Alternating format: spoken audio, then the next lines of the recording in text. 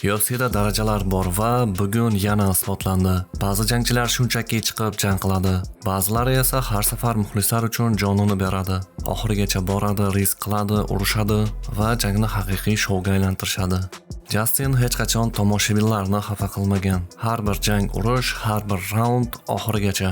Paddy Pimblett shu paytgacha hali yengilmagan jangchi edi. O'ziga ishonchi baland, men yutaman degan kayfiyatda chiqdi. Face to face'da ham u 100% ishonch bilan gapirdi.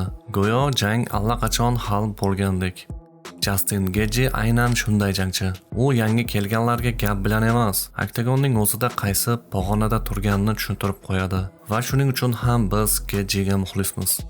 Bugungi videoda esa biz yilning birinchi katta turnirini to'liq ko'rib chiqamiz. Asosiy janglar, eng qiziq to'qnashuvlar, kimlar bonus oldi, barchasini batafsil tahlil qilamiz.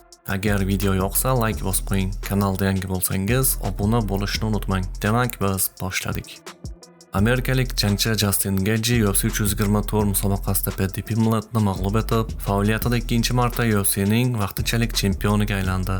Raqamli musobaqaning asosiy jangi bo'lgan chempionlik jangi to'liq davom etdi va haylaytning 2 marta 48-47 va 49-46 hisobida g'alaba qozonishi bilan yakunlandi. Yengil vazn toifasidagi jangchilar jangning ko'p qismini yaqin va o'rta masofadan zarbalar almashish bilan o'tkazdilar. Bu esa Gaethjening foydasiga ishladi va raqibini birinchi, ikkinchi va to'rtinchi raundlarda nokdaunga uchratdi. Biroq britaniyalik har safar nokdaunga uchragandan keyin jangga qaytdi va hatto 3-raundni o'z foydasiga hal qilishga muvaffaq bo'ldi.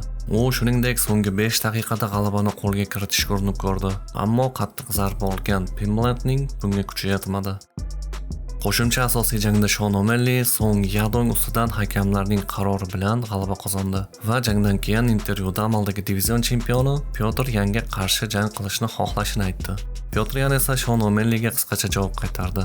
Uning gaplari: "Keyingi jangim allaqachon hal bo'lgan. UFC Merab tayyor bo'lib, sog'ayib ketishi bilan unga revansh jangini kafolatladi. Bahorda yoki yozda.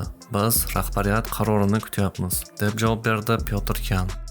UFC ligasi Las Vegasda bo'lib o'tgan UFC 324 turniridan so'ng deyarli $500 million bonuslarni tarqatdi. Vaqtinchalik chempionlik jangida ishtirok etgan Justin Gaethje va Paddy Pimblett tadbirning asosiy voqeasi bo'lgan tungi jang bonus bosqichi uchun munosib ravishda $100 ming olishdi. Tungi ijro bonuslari esa shouning ochilish janglarida o'z mahoratini namoyish etib, raqiblarini birinchi raunddayoq mag'lub etgan Ty Miller va Josh Hockitga berildi. Bundan tashqari Valdo Cortez, Acosta va Nikita Krylov qo'shimcha tezkor g'alabalar uchun $25 ming olishdi. Qo'shimcha bonuslarning umumiy miqdori $450 ming ni tashkil etdi.